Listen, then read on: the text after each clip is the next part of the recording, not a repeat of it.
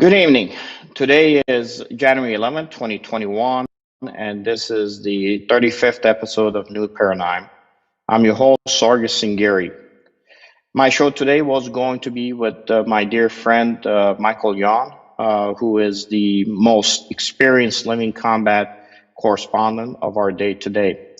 However, as you all know, our nation is dealing with some uncertainties in our politics today, and Michael is currently on the ground documenting the living history of our beloved republic as we move forward in some uncharted waters. As you all know from my last Paradigm show, I did indicate that we have been getting shadow banned by Facebook because they continuously keep on using a music portion of our opening that we use today and we have used for the past 35 iterations that we have had our show. However, we decided not to even play that music today to see whether or not we will still get shadow banned by Facebook. I'm hoping that that will not be the future of how we have to deal with social media moving forward in our country, regardless of which side of the political aisle we come from. I wanted to give an update for our audience as to how do we get here, where do we start, and where we might be going in the future. It is very simple for us. The only thing that is now we're looking forward to is that on January 20th, 2021, at 12 o'clock Eastern Standard Time, we are going to have a 46th POTUS of the United States being sworn in. And 4 years from that date, we will have the 47th POTUS of the United States who will be sworn in, or regardless of which political party that individual is from. They will become the POTUS of the United States, the President of the United States. I was asked to be in Washington, D.C. on January 6th when the electorates were going to be certified by the Congress of the United States in a joint session of Congress, which means that the House and the Senate come together for a discussion and the counting of the electorates. In the morning on that day, I was in the Capitol Mall area looking at atmospherics of what may be happening, who is here, what the issues are for the individuals who have gathered at the Capitol. And I was not able to stay there for the POTUS speech because I had other requirements that I was in DC for, to include security requirements, which one the company, the New Center for Strategic Engagement, does handle. In this case, ensuring that there's no foreign effects on our domestic politics by foreign actors like Iran, Russia, and China. And at the time of what was taking place on Capitol Hill, where you had individuals going into Capitol Hill, and we all know what happened with the damage that took place. A young veteran of 14 years being killed, one of the Capitol Mall police officers dying after being hit in the head with a fire extinguisher. At that time, I'm out Arlington. Arlington receives American dead and wounded on a daily basis. They're at a point where we are conducting almost on an average somewhere between 12 to 15, possibly more on days, 20 max of casualties are being buried in Arlington. From the wars that we have been involved in, to include prior military deaths that are now being exhumed based on an approval that we had when the current POTUS struck a deal with the North Koreans to bring our dead back from that long war. Now, I will tell you, it was to me very difficult as a military man to be in Arlington as I'm there receiving and we're burying our heroes that have died for this country, have spilled blood, to realize at the same time that there's individuals like the young Air Force veteran who was shot in the neck and killed in Capitol Hill, and at the same time, knowing some of the police officers and even their families. One of the police officers who was defending the individuals that he is assigned to defend in Capitol Hill and being hit over the head and dying from his wounds. We are at a crossroads in this nation. We have been at crossroads in the past. We have dealt with issues in the past, to include going through a whole civil war in our nation to settle some of the political fights that we have had internally based on how each side sees where the country needs to go. But I will tell you that we have also shed blood on both sides, and we have done so in order to be able to hopefully preserve the republic in the long run. When the Civil War first started, the northern states could have easily said, we are not going to get into a fight. We are going to just allow the southern states to break away and establish their own governance. We decided not to. The reason we decided not to was because we thought that the preservation of the republic as it is, as a whole, was much more important than us allowing either a different view of what the nation should be, either from one perspective or another. Neither is right or wrong, but there's always going to be a winner and a loser in this fight. And sometimes it happens on the battlefields, and sometimes it happens in the political arena. I do understand one thing, that when I decided to run for office here, it was going to be a difficult fight.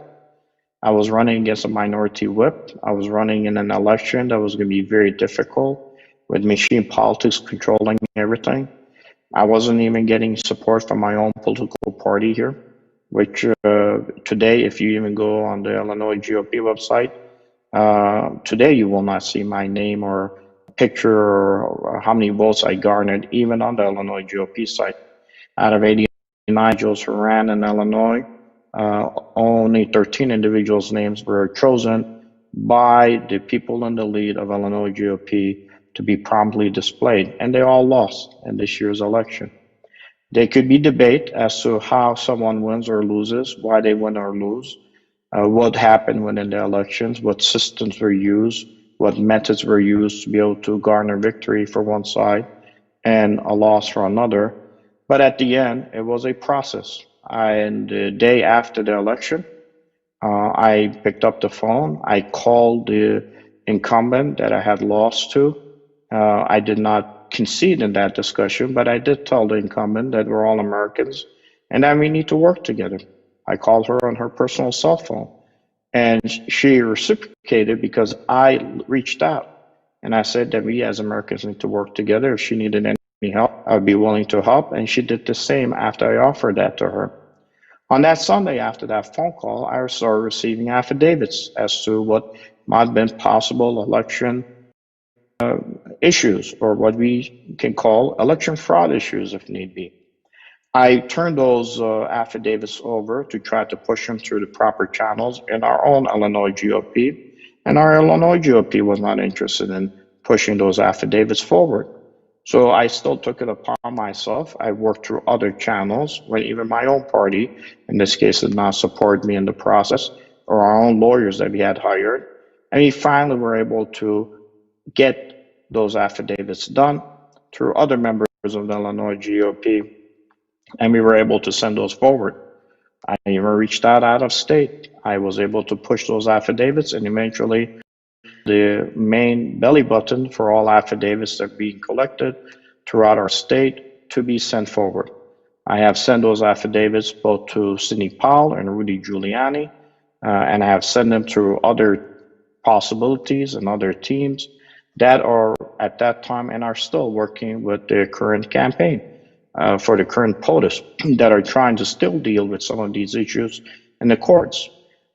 Based on our efforts and working and having individuals like who ran for office here, to include one of our Republican GOP nominees who ran for a circuit court here, we were able to even file a case, which they did, not only here in Illinois, but also at the federal level. And we are going to be working still on those particular cases as we move forward to ensure that we address some of the inequities of the elections through a process that needs to be adhered to.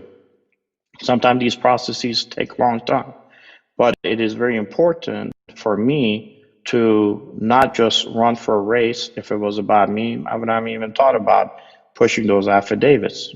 But it was to garner those affidavits, capture them, send them to the proper channels, and put it into the courts for official documentations for us to be able to deal with them.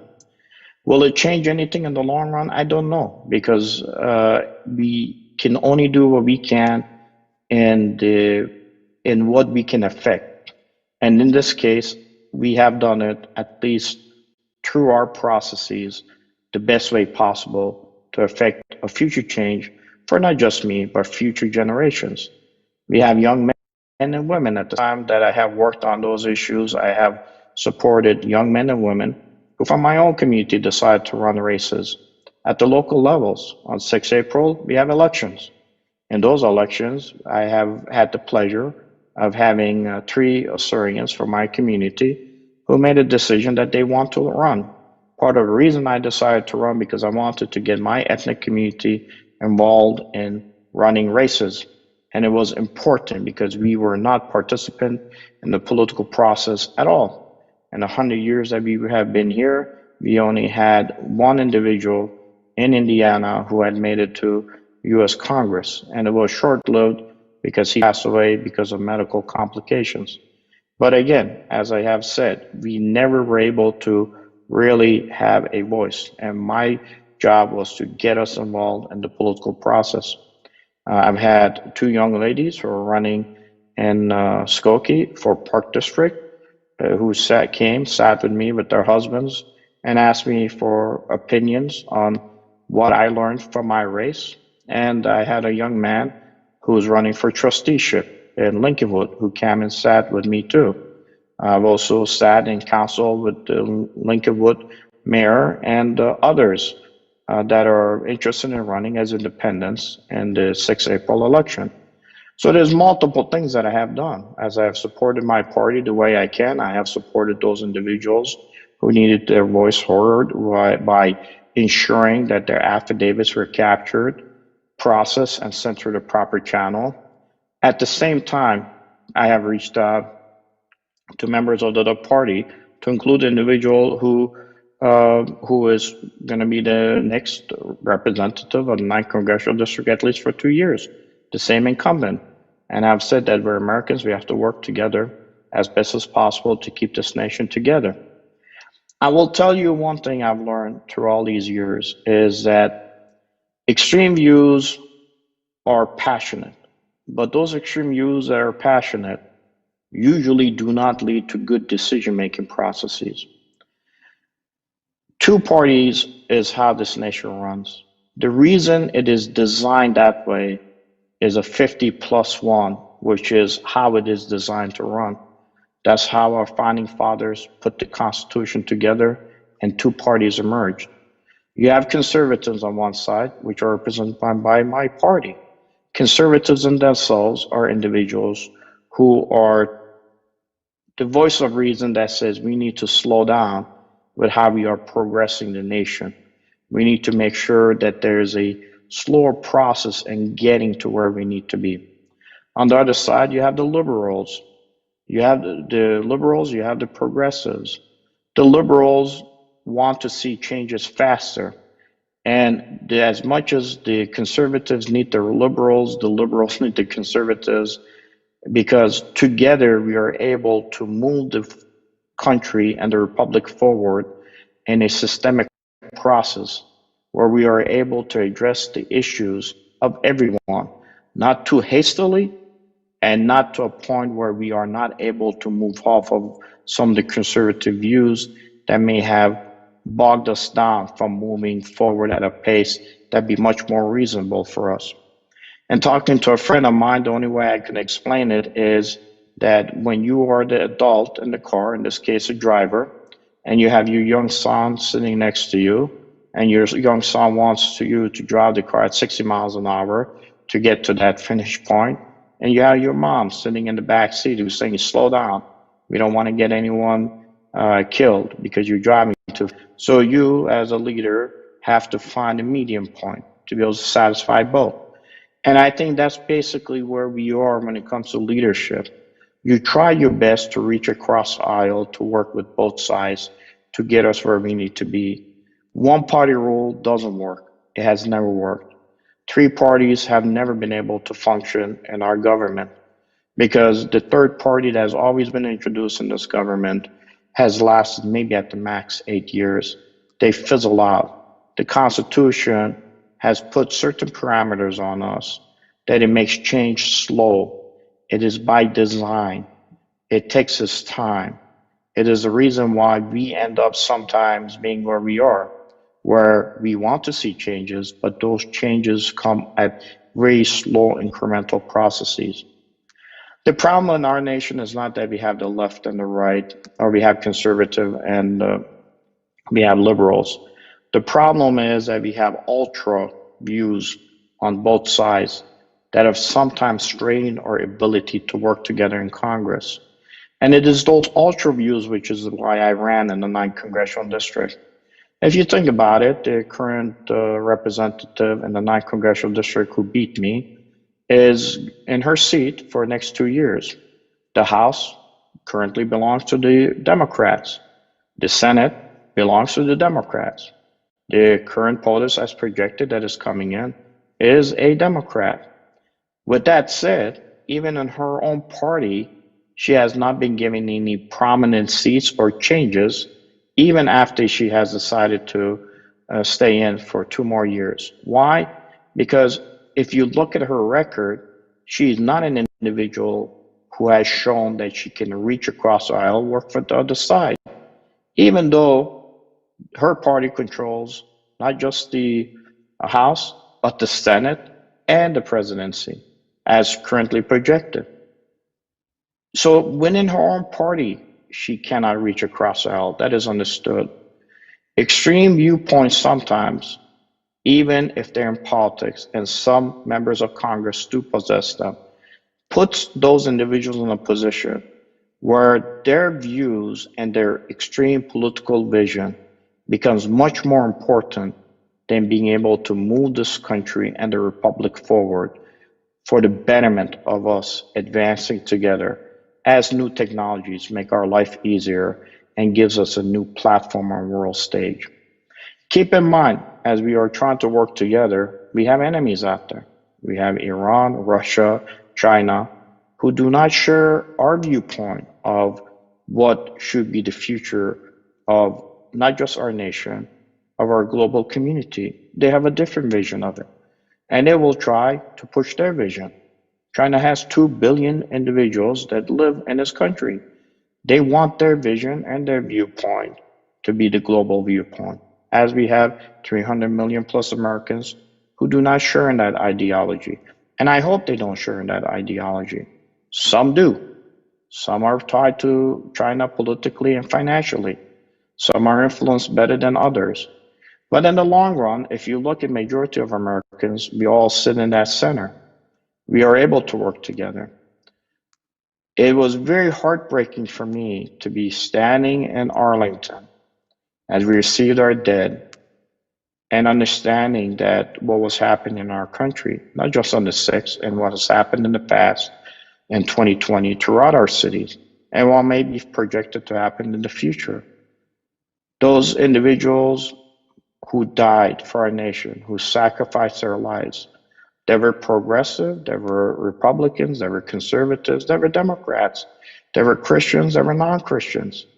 These individuals in Arlington, that sacred cemetery, do not have any more voices to be heard, but their souls are with us, and we have to do what we can, as best as we can, to make sure that we represent them, and we represent them to the best of our abilities in a way that although we may not be happy sometimes with where the country might be headed or how it's progressing or how it is not progressing, but we have to be willing, being the leaders who are able to move it through a slow process to create the opportunity for our future generations to lead us after we are gone.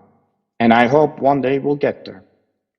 I think we can always get there because at the end of the day, we're Americans, and if we cannot work together and watch our own backs, each other's backs, I should say, then we are not going to be able to protect ourselves against enemies, foreign or even domestic, that might be against us.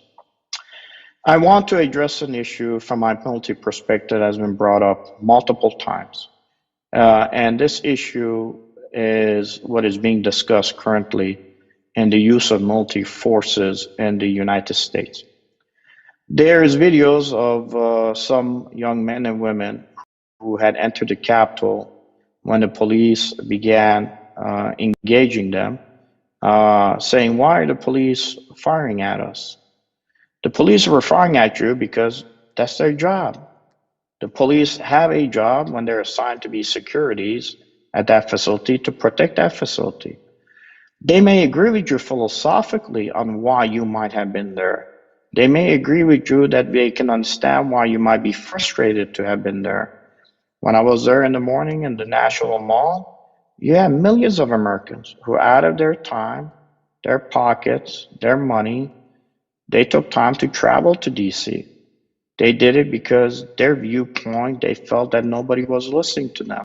But once you enter the Capitol, once you threaten the possibility of the Republic, then that police officer who shares in your values and your ideas, who might been, who today still shares that value and that idea, has to do his job or her job, in this case, to defend not just their friends, but defend who they're assigned to defend in that arena. It is much better for us to be able to solve our civil issues and disputes outside of the military conflicts. The purpose of all the restrictions for all those Americans that are out there that are hearing something different on the use of federal military forces is because the use of the least amount of force necessary to secure the civil society is what our founding fathers had always wanted. The best way for us to have resolved our issues in this case would have been neighbor to neighbor. That's what the whole country is established on. That if I have an issue with my neighbor, I deal with that issue with my neighbor. And if me and my neighbor cannot agree on the issue and we have to bring other civil governance in, then we reach out and bring them in. However that is, for whatever might be the issue, as simple as a zoning issue. And if not possible, sometimes local police might get involved between you and your neighbor. But the reality was the Constitution was created to limit those capabilities. Now, Title 10, Chapter 15, provides the outlines of what the Department of Defense can do with respect to the domestic law. In this case, domestic law enforcement support. So most of the rules were codified under these titles I were talking about in the late Reagan era and also by Bush 41's administration. And they were done in order to provide the federal, state, and also local law enforcement access to expertise and also technologies that are needed sometimes. And at that time were needed to fight the international illicit narcotics trade and the threat that was taking place to our nation. And later, as we know, that change came the international terrorist threat that we had to deal with since 9/11 and beyond. The military can, and I will say again, the military can train domestic law enforcement agencies, or what we call in the military as LEAs, and can provide information that is gained therein back to those same law enforcements without becoming or breaching federal law. This is how the law is established. Again, I want people to understand the reason I am talking about this is because I want individuals to understand that there's a technical piece of why law enforcement does what it does, what representatives do what they do, what judges do what they do. We may not agree to it sometimes, but this is what the requirements are. Now, It can lend equipment if need be under the titles, including instructors for the purpose or the use, as well as maintenance, and also allows law enforcement the use of military property under the Title 10, Chapter 15. It can also provide subject matter experts, we call SMEs, and in some cases even full-time, for the better term, detailees, individuals that are detailed to work from the military with local law enforcement. These are what the real facts on how we conduct military to civilian policing support in accordance to what our Constitution says. Domestic law enforcement can also receive excess military equipment if needed, and in some cases, even purchase military equipment entirely, either through the National Guard or even other providers or preferred providers if they wish. Now, the Insurrection Act and martial law are two different things. They are not the same. The first one, in this case, the Insurrection Act, tends to address a specific threat, and the other looks at a specific location. So martial law looks at a specific location, and the Insurrection Act looks at a specific threat. Sometimes they can be applied together, but usually they're not. It is more often that the case that the National Guard from the affected location is called into federal service for one or another reason. There's three ways that is done. First one, there's a case of federal money, dollars, being used for federal mission. So federal dollars for federal mission is one way. And that is the Title 10 authorities, which as an example is when you take a guard unit out of a state, in this case, state of Illinois, and you deploy it to Afghanistan. You use federal dollars for federal mission. Again, federal dollars for federal mission. The other way is to use federal dollars for a state mission. This falls under what we call Title 32 authorities rather than Title 10. Again, Title 10 was federal mission, federal dollars. Title 32 is federal money for state mission. So as an example, it's when you have a guard unit that is deployed to a adjacent state, in this case, the support of a presidential declared emergency. So that's how it works. The third way is when you have state money for state mission. State money for state mission. That is a militia. That is a militia act. And the militia act, in this case, as an example, would be a major forest fire or a flood somewhere within a state that is not declared as a national emergency. So that means federal dollars are not used for it. These are the realities when you start talking about these acts, when you start talking about martial law. There's a process by how they're used. There's dollars and how U.S. code applies them. So you need to know the realities of what the actual requirements of the law are. And if you know that, then you're not fanning flames on either side of the far right, far left when it comes to discussions as to where our nation is moving or why our nation is moving in a certain direction, why the leaderships are sometimes taking certain steps that you may not agree with or you may not understand. In other cases, why they are, where you may not agree with or may not understand why they're taking those steps. I do not expect in these cases that we talk about that the POTUS would declare martial law in no part of the country if the parts of that country are actually ruled by civil law. If you have the ability of military, the civil law in those particular locations to work, then the POTUS will not use martial law in those particular cases. I mean, it has to be to a point where those civil institutions have lost the ability to use the local, state, country, or any municipal police, and also court systems to where martial law is declared. So again, When you are using individuals from both sides of the aisle, particular terms, you have to know how our Constitution lays it out and what they mean. So what does that mean? That means you don't see tanks in the streets, like in the case of the 82nd Airborne, which was used to clean up Detroit, as it did in the 1960s. And for anyone who says that that has never been used before, they have been used. If you go and look at where martial law was declared, you had 82nd Airborne deployed in Detroit with jeeps with 50 caliber guns on them that were used to shoot snipers that were shooting at them in the 60s from windows of buildings.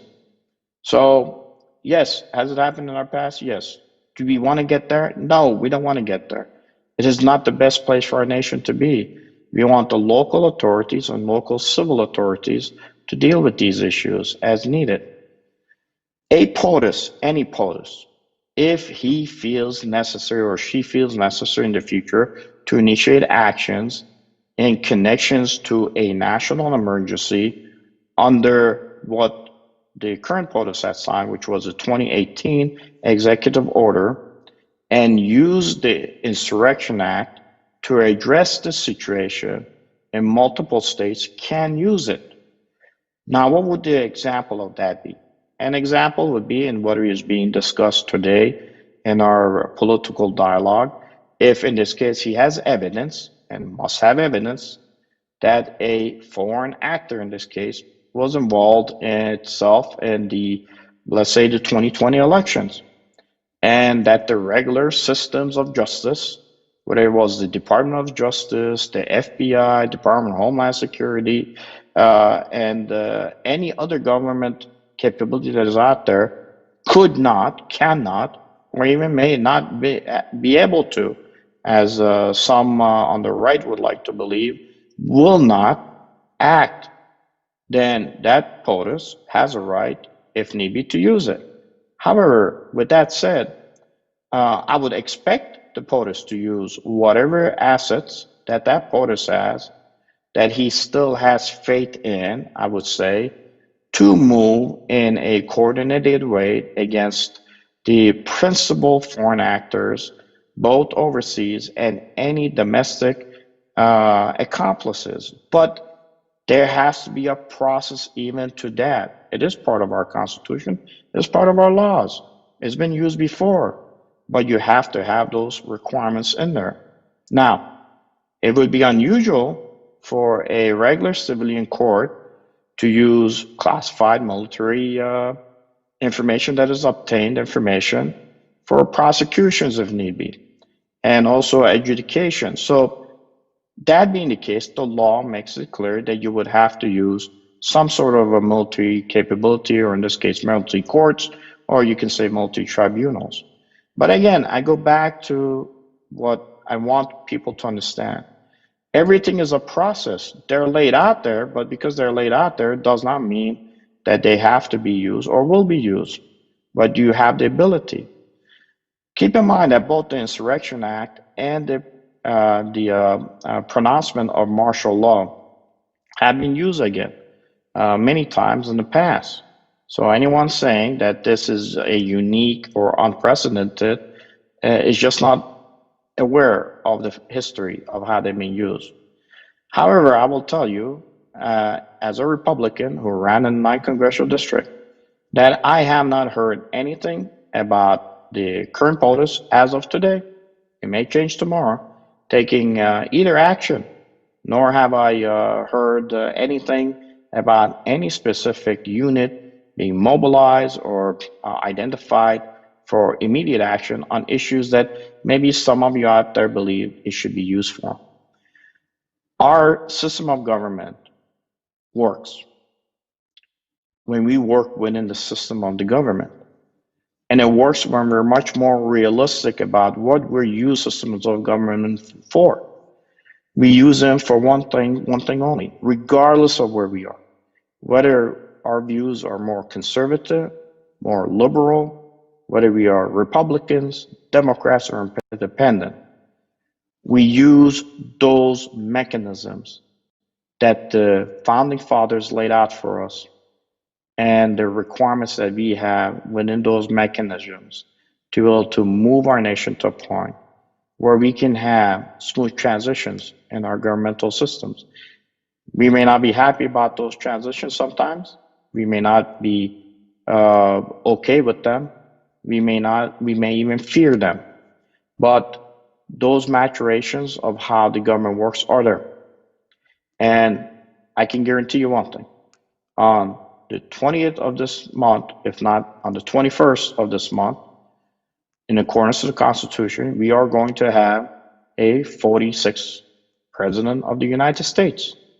And 4 years from that date, we will have a 47th President of the United States.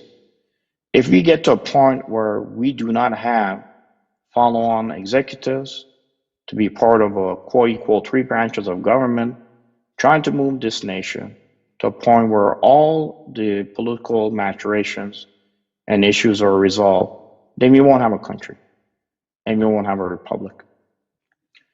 And that's not where we want to be. I have faith in all Americans, regardless of where you stand on issues, whether you stand on the right or the left, whether you're happy with the elections or you're not, whether you agree with your brother or you don't, is that we got to do a better job of listening to each other. We got to try to keep the emotions out of our discussions and focus on what was given to us by our forefathers. They knew what they were doing when they gave us this form of the government. And we have to care about one thing only, to care about the fact that we're all from the same fabric. We cannot live separate from each other. Conservatives need liberals, liberals need conservatives to be able to have their voice heard. If you speak in an echo chamber, you'll never be able to be heard. You'll never be able to advance as a nation. Take a look at China.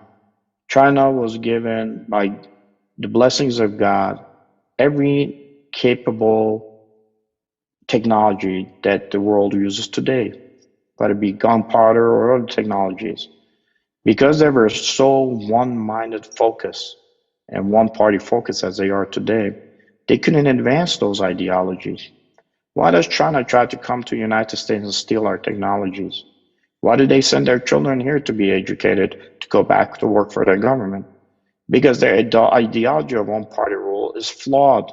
It doesn't advance anything. It doesn't give opportunity for dialogue, for discussion, for different viewpoints. Take a look at the current incumbent, who I lost to. She is not even being given major positions in her own party that controls three branches of government because they cannot work with individuals who are tied to an ideology push only. They have to work with people who can reach across or all work with others. I hope that as we wrap this up, you understand that my voice is just one person's voice. There's 300 million Americans out there, and not all of them agree with me. It's okay. They don't have to. But we have to do the best we can to keep our nation unified. Not for me. I've lived a good life. I've lived a long life and enjoyable time in my nation. I remember the wonderful things that I've enjoyed, even with my buddies who went downrange in combat, some of them who did not come back. We have to do it because we have to care about our future generations. They don't need to always agree, but they have to work together. It hurts when you have a certain perspective and maybe your spouse or children don't agree with you. But it hurts as much for them too when you don't agree with them. It's okay to not be on the same sheet of music, but we have to have one goal. And that goal is one thing only: the preservation of this republic and this nation. And we have to have the freedom of choice and freedom of speech if we are going to become a strong America. We need to stand together and against any radical viewpoints from either end of the aisle if we are going to be successful. I hope this helps. With God's blessings, we'll have Michael in the future coming on the show to talk to us. And with that said, I pray for you. I pray for your families. I pray that our nation stays together and concentrates on one goal only: the preservation of our republic for the future generations under God. With that said, God bless you, and this is New Paradigms.